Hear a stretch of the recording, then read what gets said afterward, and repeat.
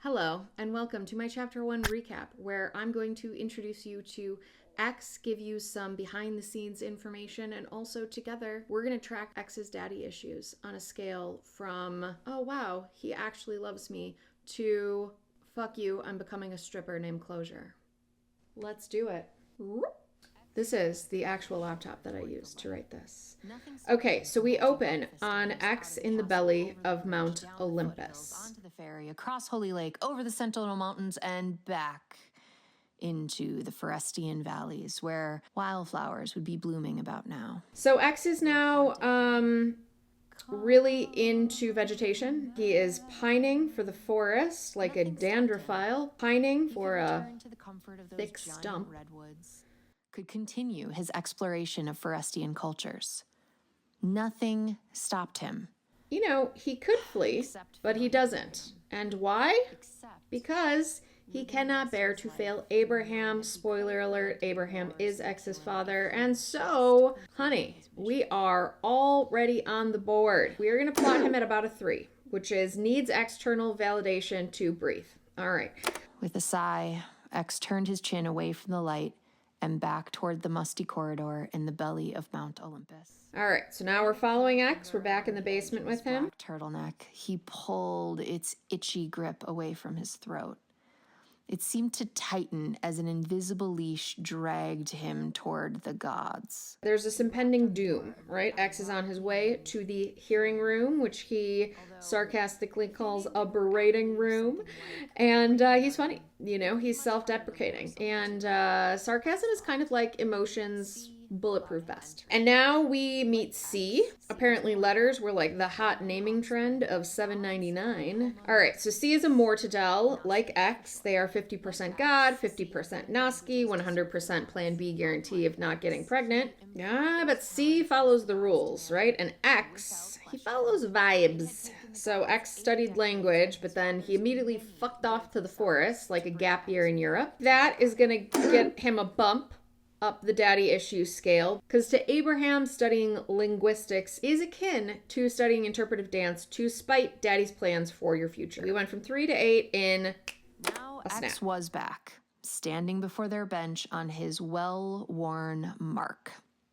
Behind the table, the godly firing squad sat, armed only with words that stung like bullets. Each god wore a predictable expression. Let's roll out the gods here. Barton, he's the king of naps. Thaddeus, he's like a bureaucratic sad boy. Ephraim is essentially anger from inside out. You can just, everything that he says, just imagine that Lewis Black is saying it. Abeline's chair sat empty, as it had for the past year, without explanation. The last goddess of childbearing age, if Abeline was sick, it made X's mission all the more urgent. If she died, it would mean the end of the gods. Although no one saw them as true deities, their long life, 5 times that of the Noski, and otherworldly knowledge gave them gods-like advantage. If their eventual extinction came into sight with Abeline's death, it would mean war as the kingdoms fought and connived to secure the gods' advantages, either by peaceful inheritance from the gods themselves or, in the case of the forest, invasion. So now we really understand the stakes, okay? So if X can solve Mortadel infertility, then that leads to solving goddess infertility, which leads to saving the gods, which prevents global war. And that really takes us to a level 5, okay? Volunteers for an impossible task, because nothing says I have daddy issues like he'll love me as long as I save his species. All right. That looked less and less likely as the years and failed experiments stacked up. Well, Ephraim began with his usual charm. X reported the result of Lucas's last experiment. She died. So now we mentioned Lucas. We're going to learn more about him in a second, but he's a Forestian philosopher moonlighting as a geneticist, as one does, and X is in charge of him. And there's just like some classic middle management angst here, except for the fact that Lucas also keeps killing all of X's cousins. That's not cool. Even though the gods answered to no one, such a ruthless sentiment did no good to document. He's too weak to be paraded. X speaks 30 languages, but none as fluently as Snark. And Abraham, silent, cold, communicates exclusively in narrowed eyes and furrowed brows. And then Ephraim, he wants blood in the streets, man. Like, there is nothing this motherfucker likes. No matter what body part it came from. We need a demonstration of power. The Forestians make us look like weak fools. Surely there are options between public torture and waiting. And Thaddeus here is playing the part of, like, your not drunk uncle when two of your other uncles are having a political debate at Thanksgiving dinner. He's just trying to keep things copacetic. Lucas hasn't been in my labs in months, Thaddeus said calmly. He what? Ephraim exclaimed. Thaddeus had zero reaction to Ephraim's childish rage. Using childish to describe someone almost a century old was a bit odd, but also fitting. As the last god to make it past 2 years, the older gods gave his temper more clemency than it really deserved. We have covered his illness and absence at length, Thaddeus said. Bring him here now, Ephraim commanded through clenched teeth. Here? X asked, pointing to his mark. Neogenists were not allowed in Mount Olympus's underground. Yes, Ephraim confirmed. Now! Tomorrow, Thaddeus said. X's eyes darted back and forth between the two gods as they stared at each other. Beside Ephraim, Barton yawned, demonstrating his usual boredom with anything that kept him from his next meal. Abraham. As X is approaching misunderstood brooding, which is like a level 6, Abraham just stands, he just doesn't say a fucking word. And in saying nothing, kind of says everything, Motioning to see, Thaddeus went on record to state, X will bring Lucas to the hearing room for a progress report by midday tomorrow, the 10th day of the first month of 882. Okay, X replied. Ephraim dismissed X with a flick of his wrist. Before he turned to go, X snuck a peek at Abraham. Expected disappointment had come to fruition. X left, endeavoring to maintain a high head, but as the door closed behind him, he allowed his shoulders to sag. He shared the god's frustrations. Retreating from the god's lair, X replayed how he'd allowed himself to get here. As X retreats here, he is narrating some Forestian backstory for you. And in that, X really fucks with the forest. But Kiralee Wilhelm has been uniting tribes, violating treaties, and basically collecting land like Pokemon, and that's big rebel king energy we got here, okay? You're gonna meet the guy who's standing next to him in a chapter or two chapters from now. It also is exposed here that idea of those who do not learn from history are destined to repeat it. So the Forestian might be making a big fucking mistake by poking the gods. And here it is. They claim that they have cracked the Mortadel reproduction already. So again, X is trying to solve Mortadel infertility, to solve goddess infertility, to save the gods from extinction, to keep everyone from warring, but the forest is like, we already figured it out. And for the gods, this is like very triggering. The gods could tolerate the formation of a giant army and the threat of war. Welcome it even sometimes. A good cleanse, Ephraim had said. But declaring a scientific breakthrough that the gods had failed to accomplish? That was unacceptable. That was dangerous. Although the gods did not believe the rumor, they couldn't afford to ignore it.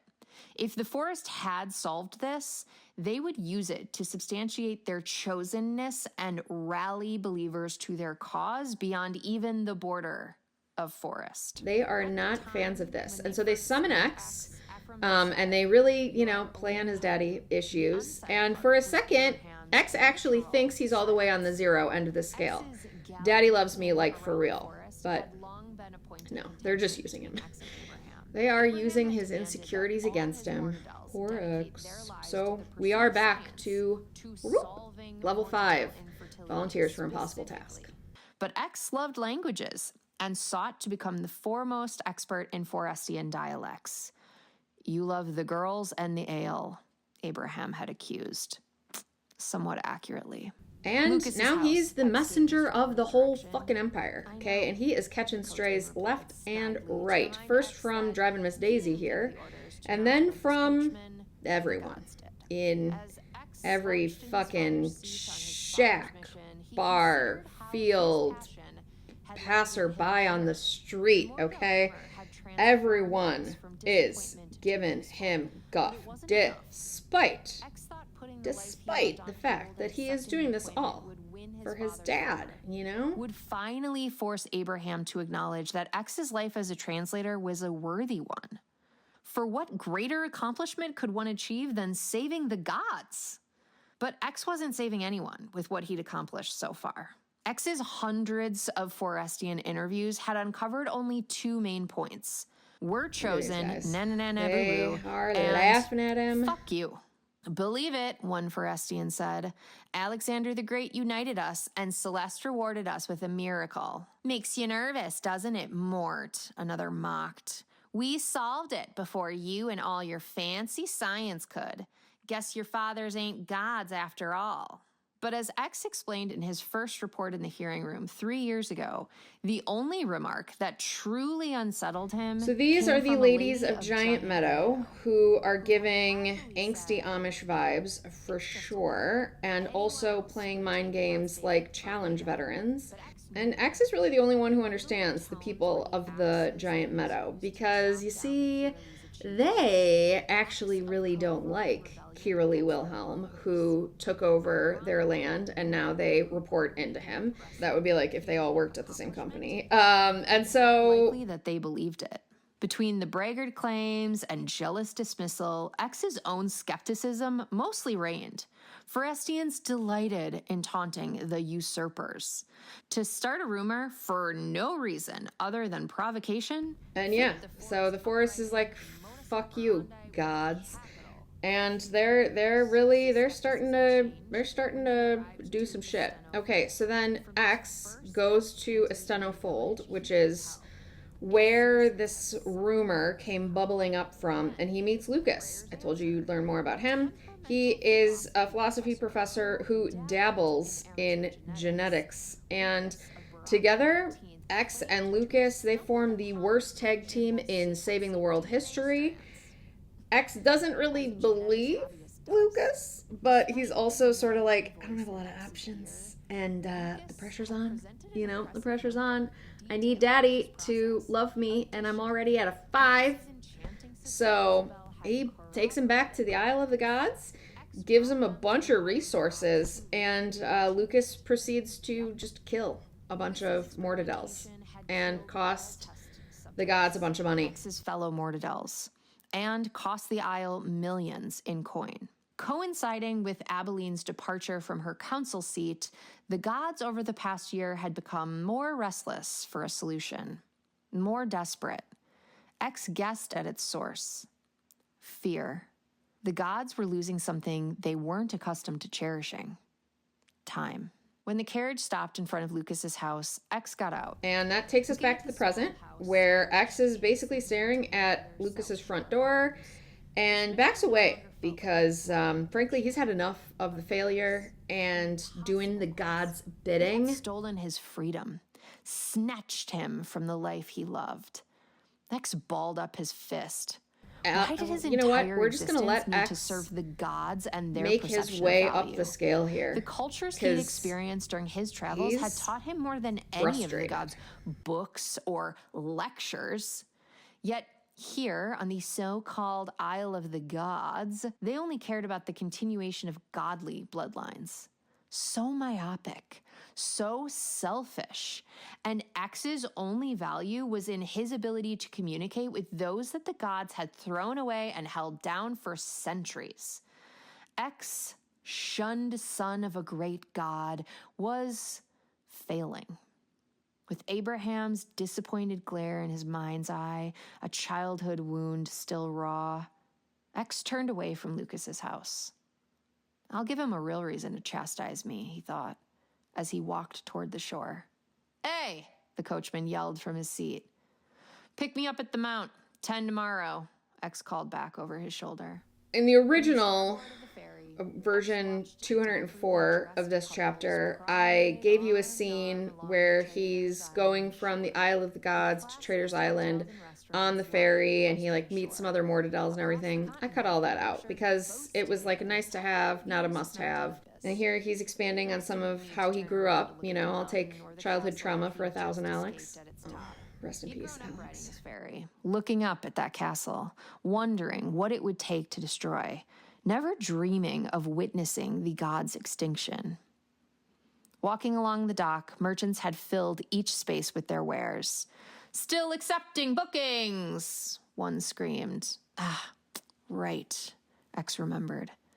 The World Fair was just a week away. And then this is the first mention of the fair that all of these characters are going to be driving toward. All of the other kingdoms, this is a catalyst moment. They're all going to the fair where they're all going to have to interact with each other. It'll be good. So, X is like not a posh guy. He's more of a down and dirty, into the narrow alleys kind of guy. And so he, instead of doing his job, is going to go to a bar. Okay, so we're all the way up to level 9. Oh, after some beat poetry. Noise, almost for noise sake. How this world hums with its grave mistake. It robs me of my best friends. They scurry to the sea. Eardrums, street drums beat heavy. Boom, boom, boom, boom. Level 9 is drinks on the job to dull the pain. That is where we are headed, people. There it is. The old barski. And this bar has a kitschy name, a Forestian name called Natora Da. And he can translate it, because that's sort of his fucking gerb. And then he smiles, little X. X doesn't smile very often. And he looks kind of creepy when he smiles, according to the AI. I mean, this is all just created from AI, obviously. And it thinks he looks creepy. I think it does too. All right. So, he orders an ale, and actually doesn't really order it. The barmaid just sees him and goes, "Bish, you need a drink." She gives him a drink and then proceeds to just fucking ignore him, which is not something that X is used to. Okay, X is a good-looking guy, and he's got those violet eyes. And then we get more of his self-deprecation here, where he says, you know, he's 6 foot. Just kidding. 5'11". All right, fine. 5'10", 3/4. His height and his mark of the beast, those violet eyes, mesmerized Forestian females. But here, X's invisibility allowed him to do what he loved second best to translation: observation.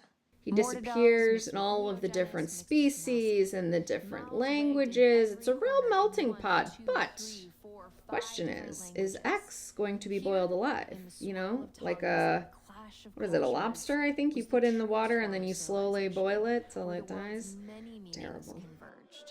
It was in this noise, not in the brutal silence of power, that X felt the most at home and remembered why he became a translator in the first place. Then a shiver crept along his neck. There you go. Like the flicker of a lover's eyelashes against his skin. The air had shifted. Someone was watching, studying him, assessing, taking note of every detail. Someone watched him watching them. Yet maybe it's just guilt. No eyes were on him. Because, let's be honest, he's sort of thwarting his responsibilities here to save the whole fucking world by getting drunk instead. Tomorrow would suck.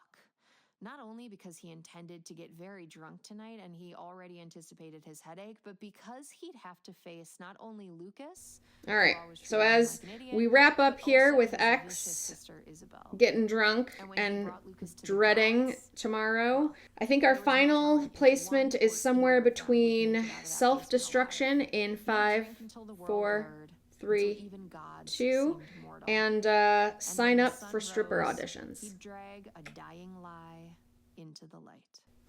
And there you have it. Chapter 1 of The Weight of Names from No Gods Before Us. X has daddy issues. What is he going to do about it? Stay tuned to see.